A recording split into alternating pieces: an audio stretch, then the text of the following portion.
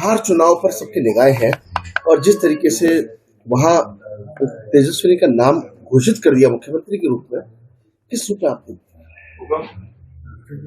देखिए, बिहार में परिणाम सुनिश्चित है। चुनाव घोषित हुआ सब उससे पहले भी परिणाम सुनिश्चित था। भारतीय जनता पार्टी के नेतृत्व में, माननीय मोदी जी के नेतृत्व में एनडीए गठबंधन प्रचंड बहुमत के साथ में बिहार में चुनाव में विजय प्राप्त करने वाला है। मुझे लगता है देश की राजनीति की समीक्षा करने वाले सब लोग इस बात को कह चुके हैं, स्वीकार कर चुके हैं। बिहार की जनता अभी भी उस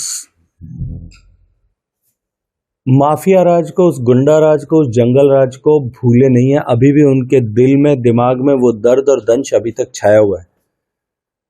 और बिहार की जनता ने पिछले सालों में सुशासन को और विकास को अपने जीवन में परिवर्तन लाते हुए बिहार में को परिवर्तित होते हुए देखा है। इसलिए बिहार की जनता पूरी तरह से सुशासन और विकास के साथ है, एनडीए के साथ है, मोदी जी के साथ है, नीतीश कुमार जी के साथ है, उपेंद्र कुशवाहा के साथ है, जीतन राम मांझी के साथ है।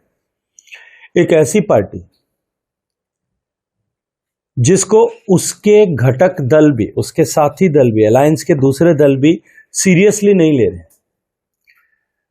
जहां टिकटों की जो है विभाजन, सीटों के विभाजन से लेकर के टिकटों के वितरण को लेकर के सिर्फ टव्वल मची हुई है।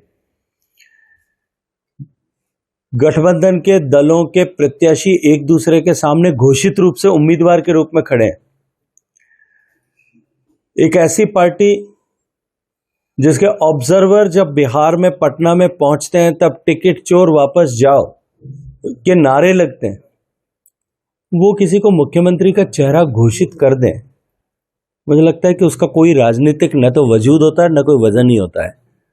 अब बिना वजूद से किसी को घोषित किए जाने का क्या लाभ होगा और क्या उससे प्रभाव होगा, ये आपके दर्शकों के विवेक पर इसकी समीक्षा के लिए छोड़ देना चाहिए। सर, तेजस्वी यादव एक जनसभा में कहता है कि नीतीश चाचा बुजुर्ग हो गए हैं और बीजेपी वालों ने हाईजैक कर लिया है, उन्हें सरकार चलाना नहीं आता है। देखिए, मुझे लगता है इससे हास्यास्पद कुछ नहीं हो सकता और इस पर टिप्पणी करने की आवश्यकता भी नहीं है। नीतीश जी का अनुभव और एनडीए गठबंधन की ताकत ने बिहार को सुशासन भी दिया और विकास का नया परिदृश्य भी दिया है।